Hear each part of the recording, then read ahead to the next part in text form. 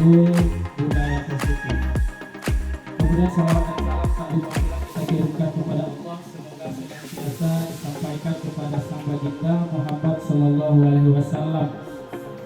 Allahumma sholli ala Muhammad wa ala ali Muhammad, karena nanti syafaatnya yang akan kita harapkan kepada manusia. Baik, Ustazah, seperti yang saya sampaikan bahwa hari ini kita mengadakan acara pengentasan modul pendidikan guru penggerak tentang budaya positif, yang semoga nanti setelah materi ini dijabarkan maka akan dapat diterapkan di sekolah kita dan menjadikan perubahan ke arah yang lebih baik. Tadi saja untuk acara pertama itu pembukaan yang sedang berlangsung. Kemudian kita lanjutkan kepada acara kita selanjutnya, yakni doa pembuka acara. Untuk doa pembuka acara akan dibawakan oleh Al-Mukarram Ustaz Syamsul Bahri. Kepada Ustaz, waktu dan tempat dipersilakan.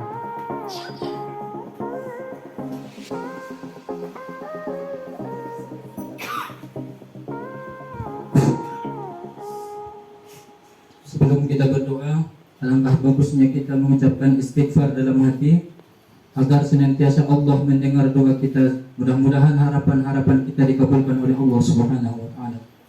A'udzu billahi minasy syaithanir rajim. Bismillahirrahmanirrahim. Alhamdulillahi rabbil alamin. Wassalatu wassalamu ala asyrafil anbiya'i wal mursalin وعلى آله وصحبه أجمعين. اللهم صل وسلم وبارك على سيدنا محمد في الدنيا زيارته وفي الآخرة شفاعته وفي الجنة يؤرته ومرفقته يا رب العالمين. اللهم اغفر لنا ذنوبنا وذنوب آبائنا وذنوب شيخنا وأذاتذنا وذنوب جميع المسلمين والمسلمات والمؤمنين والمؤمنات الأحياء منهم والأموات برحمتك يا أرحم الراحمين.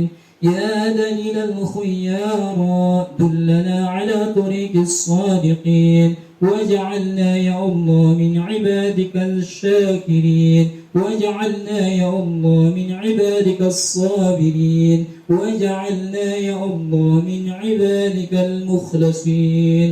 ربنا تقبل منا إنك أنت السميع العليم وتب علينا يا الله إنك أنت التواب الرحيم. ربنا ظلمنا أنفسنا وإن لم تغفر لنا وترحمنا لنكونن من الخاسرين. ربنا آتنا في الدنيا حسنة وفي الآخرة حسنة وقنا عذاب النار.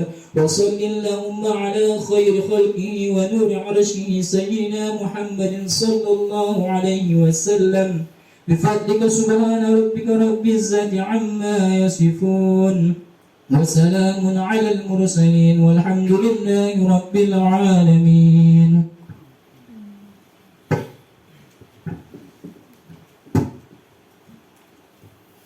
Terima kasih kita ucapkan kepada Ustaz Syamsul. Semoga dengan pembacaan doa tadi, semoga acara kita diberkahi dari awal sampai akhir. Amin amin ya rabbal alamin. Baik ustazah semuanya, untuk acara selanjutnya kata sambutan dari Kepala Sekolah SMP Insan Cendekia Excellent Payakumbuh. Maka dari itu kepada Al-Mukarram Ustaz Nur Arifin SPD MSI, waktu dan tempat dipersilahkan.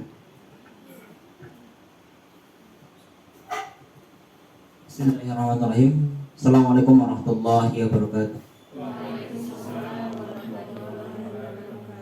Alhamdulillah Rabbil alamin.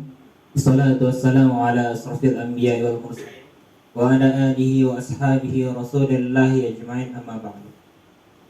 Yang kita hormati Ustaz dan Ustazah, alhamdulillah kita berhadir pada kegiatan siang hari ini, yaitu kegiatan pengembasan materi dari guru kita, calon guru penggerak insyaallah. Pertama-tama sekali malah kita ucapkan pujian dan syukurkan Allah Subhanahu wa taala. Ya alhamdulillah Allah masih melimpahkan kepada kita nikmat sehatnya, dan Allah masih melimpahkan kepada kita kesempatan untuk kita kita sama-sama berkumpul di ruangan ini untuk menambah ilmu kita, untuk merecharge lagi pengetahuan kita. Bahwasanya pengetahuan yang kita dapat selama ini masih kurang rasanya. Seiring dengan kemajuan teknologi, seiring dengan kemajuan dunia pendidikan saat sekarang ini, mesti rasanya, patut rasanya kita menambah ilmu kita kembali. Dan juga selawat dan salam kita sampaikan kepada besar kita, yakni Nabi besar Muhammad SAW. Allahumma salli ala Muhammad wa ala ali Muhammad. Ustaz dan Ustazah yang semoga dirahmati Allah. Kegiatan hari ini adalah kegiatan yang luar biasa. Kenapa? Karena ini merupakan kegiatan yang ditugaskan dari calon guru penggerak atau support untuk calon guru penggerak, yaitu acara pengimbasan dari materi 1.4. Tentang apa? Tentang budaya positif. Ini merupakan materi yang kenapa? Karena sebuah sistem pendidikan, karena sebuah sistem sekolah dengan arus globalisasi, dengan arus teknologi sekarang, ini budaya-budaya positif harus senantiasa kita pelajari, harus senantiasa kita terapkan, terutama di sekolah kita dan terkhususnya untuk anak didik kita.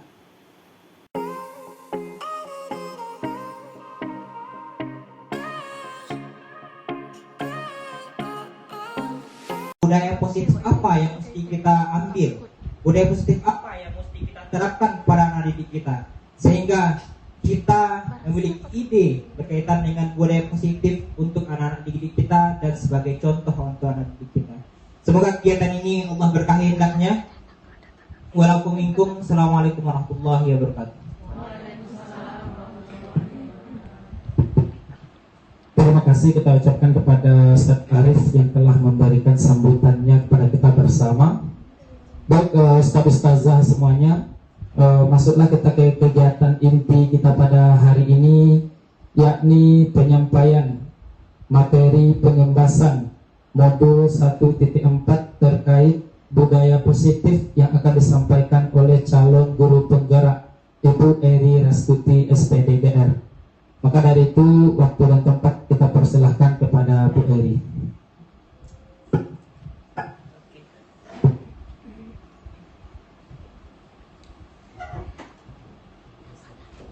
Oke. Bismillahirrahmanirrahim.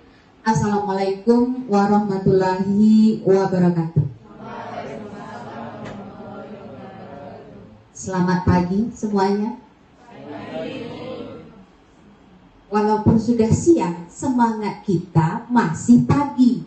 Ya, semangat kita masih pagi. Kenapa? Karena kalau kita ikuti jam, mohon maaf ya Ustaz ya, membelakangi. Nah, kalau kita ikuti jam, ini memang adalah waktu yang gimana?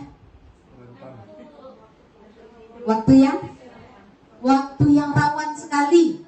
Nah, waktu yang rawan sekali. Aman, Zabina? Aman. Oke. Dan baik. Terima kasih atas support yang diberikan oleh kepala sekolah kita. Untuk hari ini bisa saya selaku calon guru penggerak bisa mengimbaskan materi untuk modul 1.4 tentang budaya positif.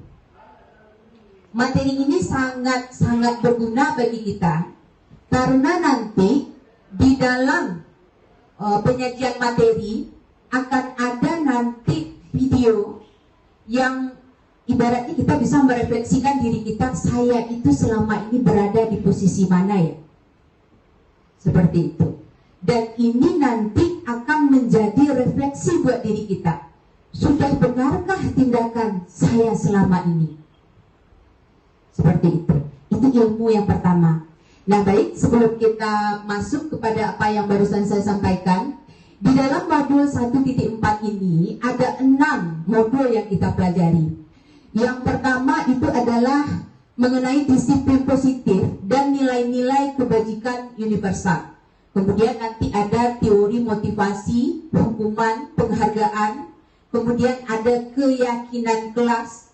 Kemudian yang keempat nanti ada kebutuhan dasar. kemudian yang kelima posisi kontrol, dan yang terakhir nanti adalah restitusi. Apa pula itu ya? Nah, sekarang kita lihat dulu. Yang pertama, disiplin positif. Pertanyaannya, ketika mendengar kata disiplin, apa yang terlintas di pikiran Ustazah? Tepat waktu. Apa lagi? Disiplin. Tepat waktu. Apa Pak? Teratur. Apa lagi? Mematuhi aturan. Orang yang mematuhi aturan berarti dia adalah orang yang disiplin. Orang yang tepat waktu adalah orang yang disiplin. Ya, seperti itu. Nah, sekarang ya, di dalam modul 1 titik di dalam modul yang pertama ini, di dalam modul 1.4 ini, yang pertama kita membahas adalah perubahan paradigma. Ternyata selama ini kita ingin membuat kemajuan, tapi paradigma kita masih stagnan di situ. Nah, dikatakan oleh ahli Stephen R. Covey mengatakan bahwa bila kita ingin membuat kemajuan perlahan, sedikit-sedikit, ubahlah sikap dan perilaku kita. Kalau di sana kan perilaku Anda, tapi kita. Namun bila kita ingin memperbaiki cara-cara utama kita, maka rubahlah kerangka acuan kita. Ini bahasanya tinggi kali ini, namanya aja bahasa ahli, ya. Nah, next. Jadi selama ini kita menganggap bahwa kitalah yang membuat anak kita itu disiplin. Kita menganggap bahwa kita yang mengontrol anak. Nah, pernyataan daripada ahli tadi merubah paradigma, tidak pernah kita mengontrol anak. Tinggi kan bahasanya? Kenapa anak mau patuh ke kita? Ya, kenapa selama ini anak mau patuh ke kita? Itu hanya ketika pada sampai tahap atau batas. Ya udah deh, patuh aja dulu daripada nanti begini-begini. Kita menganggap dia bisa mengontrol. Padahal selama ini ilusi itu cuma ilusi guru mengontrol murid. Ya, kita bilang, kita paksa, kamu harus seperti ini. Duduk tuh dalam kelas harus seperti ini. Dia patuh sebentar, tapi itu hanya sebentar. Kenapa? Karena nggak berasal dari dalam dirinya. Ibaratnya itu adalah motivasi ekstrinsik. Tapi kalau udah berasal dari dalam dirinya, motivasi intrinsik, nah itu udah lain lagi ceritanya nanti. Masuk dia ke nilai-nilai kebajikan. Seperti itu. Kemudian, next. Nah, kemudian ada juga ilusi bahwa orang dewasa memiliki hak untuk memaksa. Pernah terjadi seperti itu? Pernah terjadi seperti itu? Kita memaksa anak-anak untuk mengikuti keinginan kita. Kayak sekarang, merdeka belajar, merdeka mengajar. Kalau di rumah itu orang tuanya PNS, pasti anaknya dia pengen nanti anak-anaknya jadi PNS. Padahal belum tentu anaknya pengen jadi PNS. Siapa tahu dia pengen berdagang, jadi pengusaha. Atau kalau di rumah itu orang tuanya guru, dia pengen anaknya juga jadi guru. Gak ada itu di dalam rumah itu orang tuanya guru, saya pengen anak saya jadi petani. Ada itu, ya kan? Dipaksa anak, kamu masuk jurusan ini, masuk jurusan ini. Itu dia. Dan sebenarnya itu hanya ilusi. Banyak kan yang terjadi di tengah jalan dia putus kuliah. Nah ini dia. Oke, seperti itu Ustazah. Next, dia ada juga, nah kayak gini, stimulus respon, teori kontrol yang dikatakan oleh ahli tadi. Nah, dalam stimulusnya realitas kebutuhan kita sama. Padahal ya secara kontrol kebutuhan kita tidak ada yang sama. Kemudian semua orang melihat hal yang sama. Padahal setiap orang itu memiliki gambaran terhadap satu aja objek itu berbeda. Ya kan? Ini kayak ibu berdiri di depan ini sekarang, kalau ditanya per pribadi ustaz-ustazah sekarang akan beda-beda pendapat. wedding, pemerak, wedding, gini, wedding, begini, banyak. Nah itu dia yang teori kontrol. Terus yang selanjutnya ada kita mencoba mengubah orang agar berpandangan sama dengan kita. Itu yang responnya. Sementara dalam teori kontrol itu kita berusaha memahami pandangan orang lain. Ingat bahwa setiap orang itu tidak bisa kita kontrol. Terus kenapa mereka patuh selama ini? Kenapa? Emosi aja itu. Wah, dia udah patuh sama saya nih. Padahal itu jangkanya jangka pendek. Kenapa dia jangka pendek? Karena gak berasal dari dirinya. Saya harus melakukan ini karena begini, begini, dan begini. Ya, Zanewi. Astagfirullahaladzim. Oke, next. Nah, ini dia makna disiplin. Seperti yang pertanyaan awal tadi. Oke. Ketika mendengar kata disiplin, apa yang terbayang di benak Anda? Apa yang terlintas di pikiran kita? Kebanyakan orang akan menghubungkan kata disiplin dengan tata tertib, teratur, patuh pada peraturan.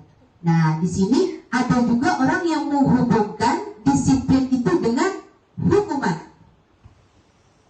Ya enggak? Yang enggak patuh kena hukum. Pasti itu.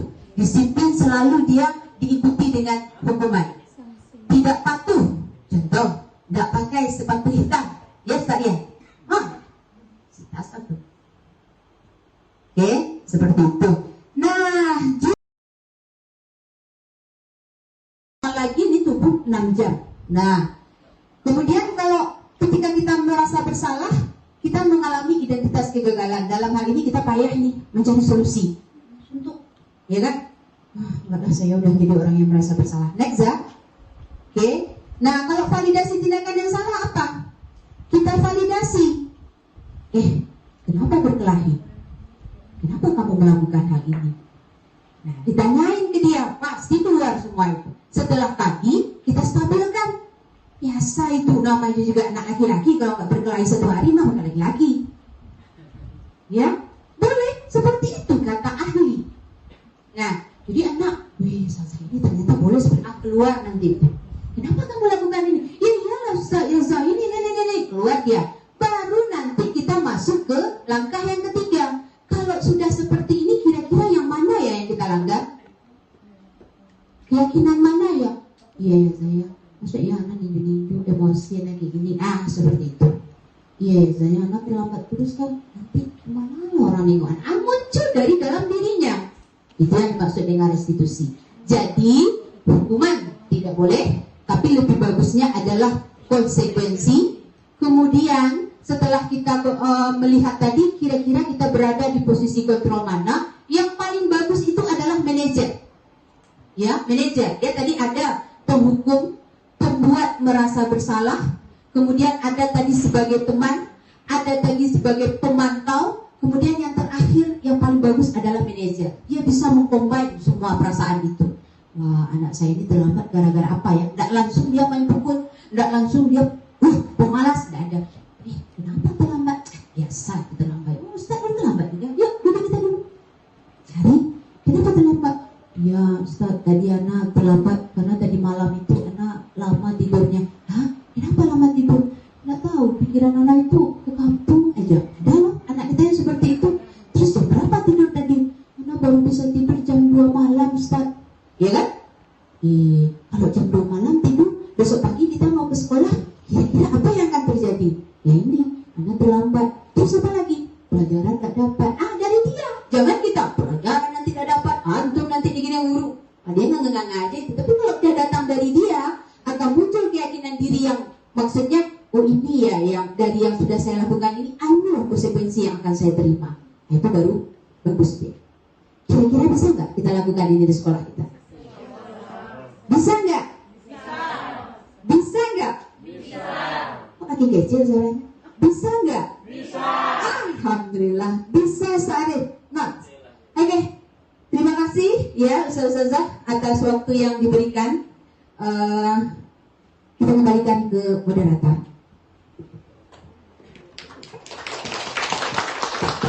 Baik, kita berikan applause kepada Bu Eri untuk materinya.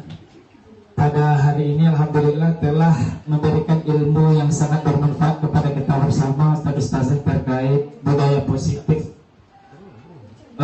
Semoga bisa kita terapkan bersama di sekolah kita ini. Amin amin ya rabbal alamin. Baik Ustaz-Ustazah, alhamdulillah dengan penyampaian materi yang telah disampaikan oleh Bu Eri tadi, maka acara kita berakhir terkait acara penimbasan materi modul 1.4 budaya positif ini. Maka dari itu kita tutup acara kita ini dengan membacakan hamdalah. Alhamdulillahirabbil alamin. Kita sempurnakan dengan doa kafaratul majelis. Subhanakallahumma bihamdika asyhadu an la ilaha illa anta astaghfiruka wa atubu ilaik. Terima kasih saya ucapkan kepada kepala sekolah, Bu Eri selaku pemateri dan juga Ustaz-Ustazah semuanya. Kalau ada kata-kata dan salah selama saya menjadi moderator pada acara ini, saya minta maaf. Kemudian terima kasih juga untuk perhatiannya. Assalamualaikum warahmatullahi wabarakatuh.